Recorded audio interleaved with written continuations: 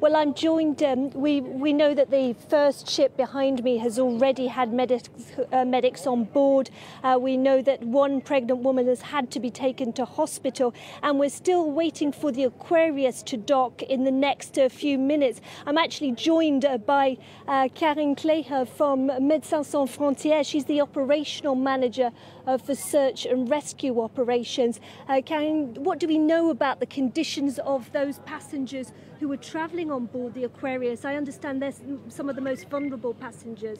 Yeah, what we did when the Italian Coast Guard asked us to transfer the 500 people is that we kept the most vulnerable as much as possible on the Aquarius. So the majority of the pregnant women, the children, the minors, the people who were sick, the people who were injured, the majority of them are still on board of the Aquarius. They've obviously had to spend an extra week, more than a week, at sea because the Italian authorities wouldn't let them dock there. Has that really worsened some of their conditions? How have you been able to cope with that? Well, what it for sure did is it was extending their suffering. And people have been in the water. We had to bring some people back to life. People drowned. We lost 2 people in that horrible rescue at night. People had injuries of chemical burns. And they had to stay for a week on that ship. It's like you have a car accident, they refuse to be brought to a hospital. So people had to stay a week.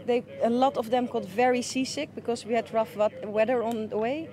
But I must say today they're actually quite excited and people are really happy that they're going to a port and that they will be disembarking.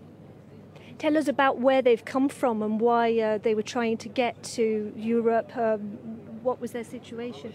Well, the situation of these migrants and refugees, people looking for asylum, is very complicated. There's many different stories. Some people are just fleeing poverty and are looking for a better life in Europe. But a lot of them actually are looking for asylum. They're looking for international protection. And a big majority of them didn't see the horrible situations you're faced with in Libya. So a lot of them simply wanted to escape Libya. We had people on the ship who said, if you bring us back to Libya, we go back into the sea because we'd rather die at sea than die in Libya.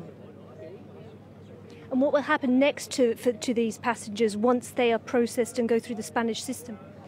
Well, of course, that's up to the Spanish government. We hope that those people who are looking for international protection, for refugee status, are allowed to apply for that. That's their right. And for the remaining people, it's up to the government of Spain to decide where these people will be going.